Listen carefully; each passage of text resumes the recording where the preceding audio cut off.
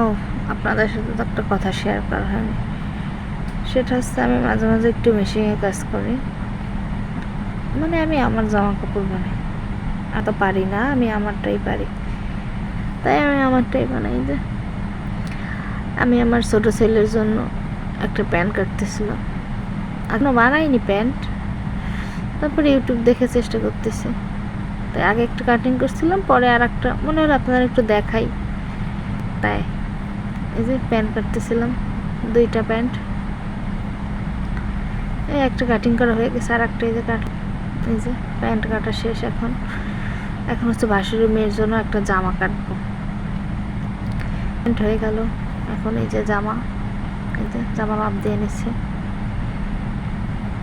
এই চেষ্টা করি বানানোর জন্য, আমি আমারটা পারি, এতেই অনেক কিছু, আর কারো তো বানানোর দরকার নেই।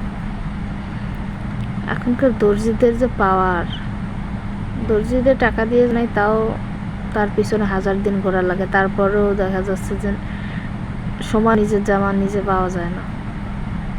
দর্জিদের কাছে গেলে দর্জিরা যে নিজেদের কি করে, তার জন্য ইউটিউব দেখে কাজ শিখলাম, শিখে এখন এই যে নিজের বানানোর চেষ্টা করি, যেটুকু পারি নিজের চলে।